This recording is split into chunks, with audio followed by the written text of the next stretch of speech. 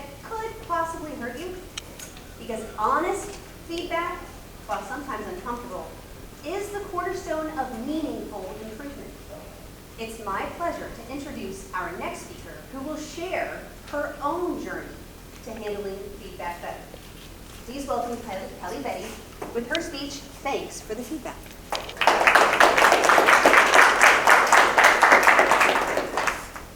I have a love-hate relationship to feedback. On the one hand, I want to be excellent. I'm really driven by achievement, and to achieve things, usually you have to be pretty good at them. And to get good at something, usually you have to find out the areas where you're not so good yet, and then fix them. And feedback is a really useful tool for finding out where you're not so good and learning how to make it better. On the other hand, it really hurts my feelings sometimes. And this fear can prevent me from getting the feedback that I need. And not just in a little way sometimes. To illustrate, when I was in grad school, I didn't do as well on the big final project, and it kind of bummed me out. It bummed me out so much that I was still thinking about it after I had graduated and flown all the way to Aruba with some girls to celebrate graduating. And it was so obvious that one of my friends saw me pouting on the beach. And my friend was a good friend, an insightful friend, so she asked me what was going on, and I told her that I was still bothered by this feedback I'd gotten on my project.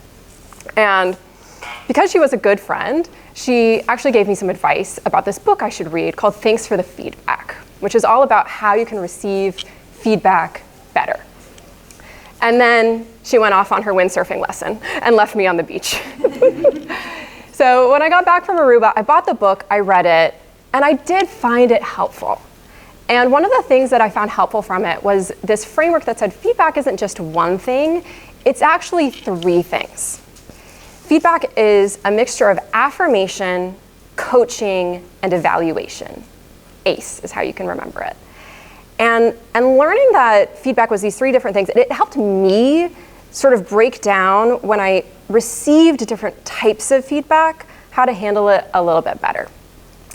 And so to break it down, affirmation is the encouragement. It's telling you, get out there and do it. Coaching is instruction on how to do it better. And then evaluation is when you find out how well you did or how well you didn't do. What I've learned being at Toastmasters is that Toastmasters is not just a great opportunity to get better at speaking, but it's actually been really good for me on my journey to receive all of these different types of feedback better. Because this gives us a lot of opportunity in each club meeting to practice giving and receiving all three. So affirmation. I think we've clapped 20 to 30 times already this meeting.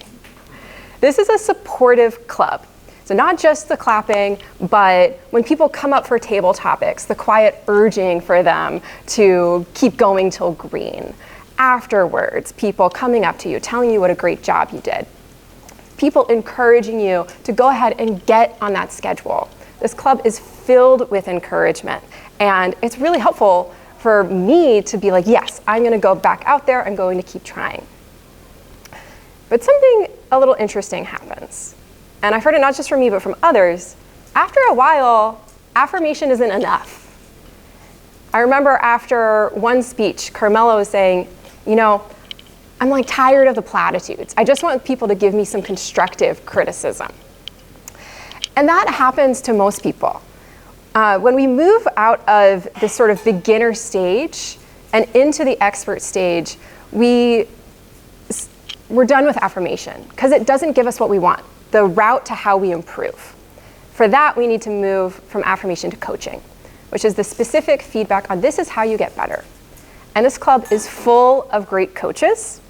My mentor is Gary Adams, who has given me some excellent coaching during my time here. For example, Kelly, don't mess with your hair so much while you're talking. Kelly, have a more natural delivery. Kelly, be more vulnerable and emotional when you deliver. He's a great coach. He's very honest, and he's given me great advice. And we actually spent an hour on the phone this week to coach me through this, since I was developing it on such short notice. So this club is full of great coaching, including the slips that I see many of you filling out right now. Thank you. And coaching gets us pretty far on our road to improvement.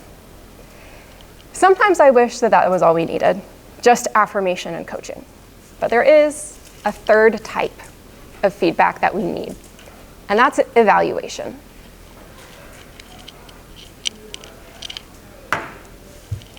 I love these little guys. I love winning them. It feels great when you get evaluated and you come out on top. But we don't always win. And that's the scary part about evaluation. You find out where you stack up. Sometimes you win, sometimes you're runner-up, sometimes you're not.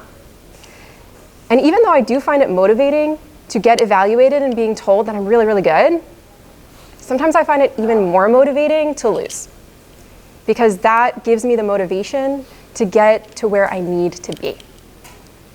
Because even though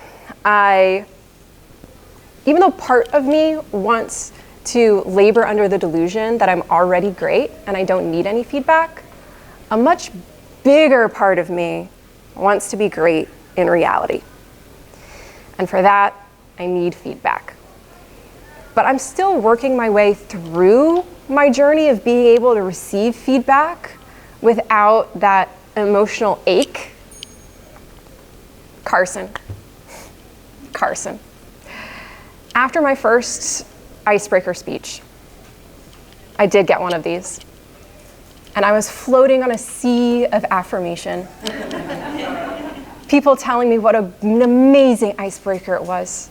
Someone even told me this was the best icebreaker I've ever heard. And Carson walked up to me afterwards. He said, "Great icebreaker, Cal." It was a little robotic. No. The thing is, I went and watched the video. He was right. It was. So regardless of what transpires after this, Toastmasters, thanks for the feedback.